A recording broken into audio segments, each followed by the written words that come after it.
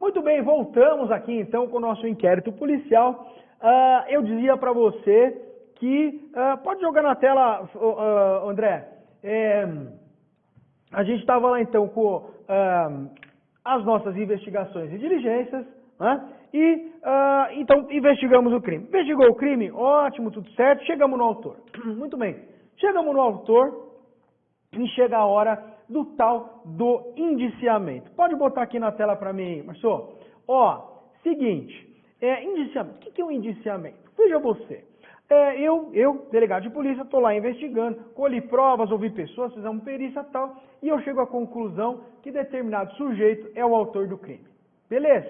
Beleza. Então agora eu preciso formalizar isso, eu preciso dizer isso para o promotor e para o juiz, e mais, eu preciso dizer isso para, digamos assim, para os registros policiais, para os registros oficiais.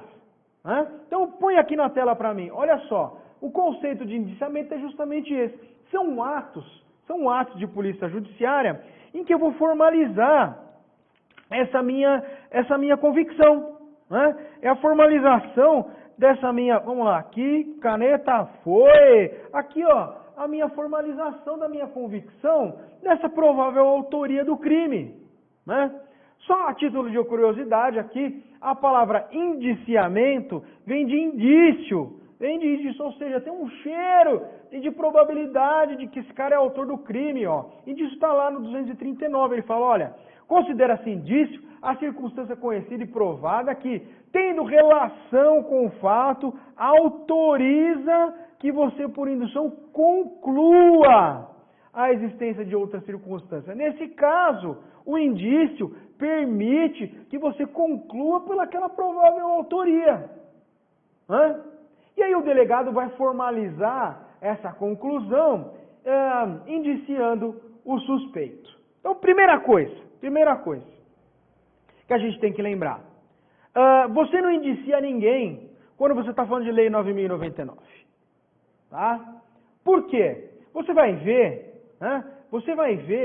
que o indiciamento vai implicar toda uma documentação de quem é aquele sujeito e você vai gravar essa documentação, você vai mandar essa documentação para ficar assentado no prontuário do sujeito, lá, na identificação dele, de que ele foi indiciado. E veja você que essa sistemática não é comportada pela Lei 9.099. Por quê? Porque ela fala o seguinte, olha, em caso de suspensão, em caso de transação, em caso de um monte de coisa, não vai constar nos assentos do sujeito de que ele é o autor daquele crime. Ou seja, você não tem por que fazer indiciamento, porque não vai ficar escrito lá que aquele sujeito cometeu aquele crime. Não vai ter indiciamento.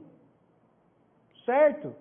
Muito bem. Então, dito isso, né, dito esse pequeno parágrafo, ou esse pequeno parênteses aqui, vamos falar o seguinte, olha, professor, a que tempo a gente indicia alguém? Olha, qualquer tempo no inquérito. A partir do momento, pode jogar para mim, a partir do momento que eu, delegado de polícia, por causa da investigação, tenho convicção pelos elementos dos autos, fundado, aquilo tem que ser fundamentado, não pode ser uma doideira, não pode ser uma loucura.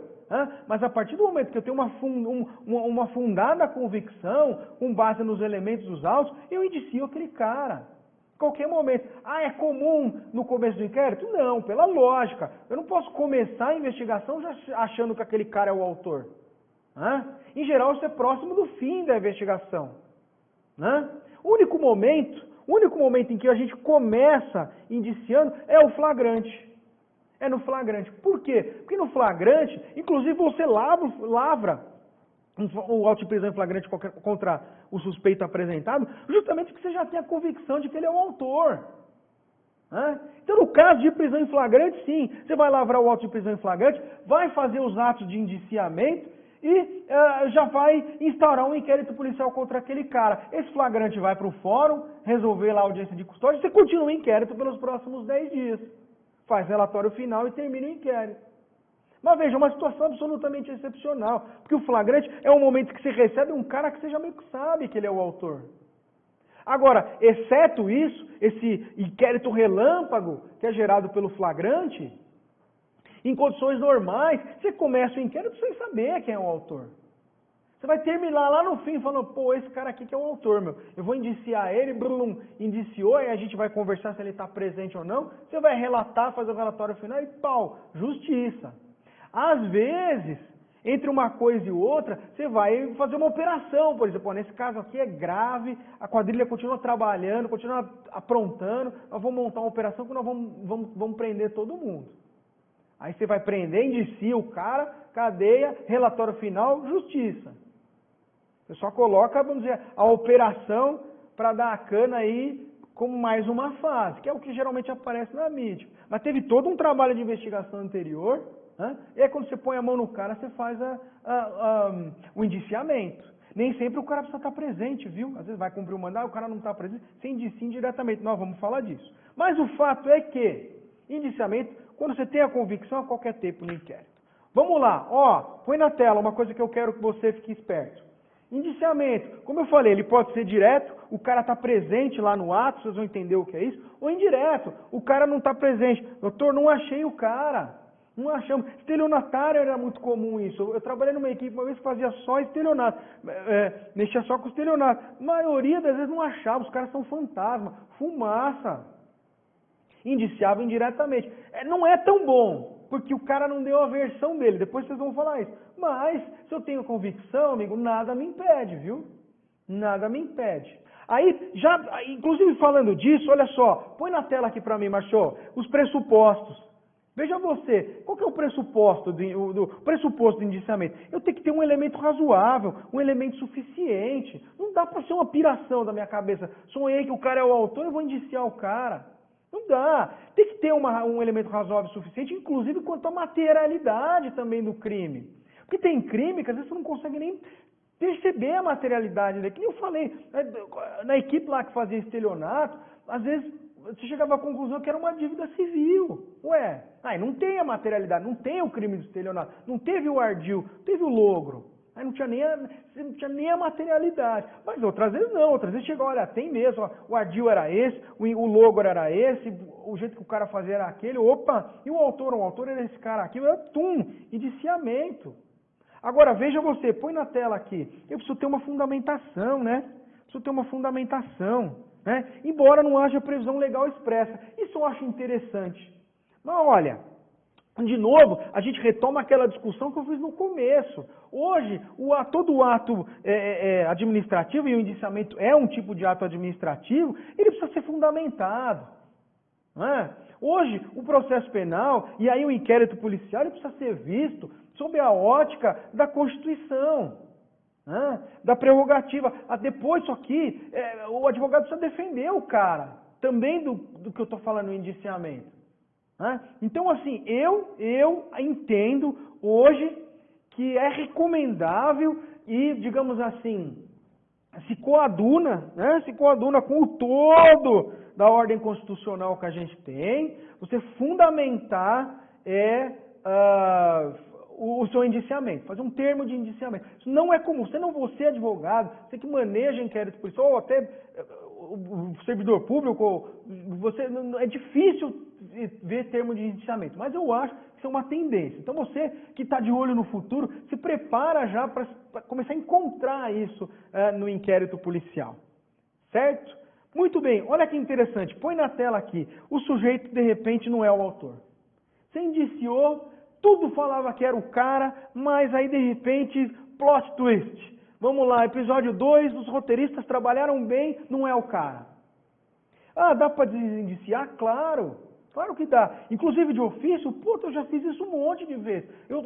Para mim é muito caro fazer justiça e injustiça. Não é o cara, vamos desindiciar. Ou às vezes o advogado, por exemplo, entra com HC até. Entra com HC e fala, você está maluco, doutor. E o juiz fala, pode desindiciar. E você vai entender o que é isso, põe na tela. Por quê? Porque o indiciamento, ele vai implicar em que eu coloque uma glosa, em que eu coloque uma informação lá no prontuário do cara, de que ele foi indiciado por um X crime. Amanhã alguém vai consultar, puxa essa ficha desse cara, e vai ver que ele foi indiciado. O cara pode até ter sido absolvido, olha que doideira. Então, o desindiciamento, no fundo, ele vai servir para que o indiciamento seja desentranhado dos autos e esse assento seja retirado lá dos apontamentos do prontuário dele. Isso é importante? Pô, pra caramba!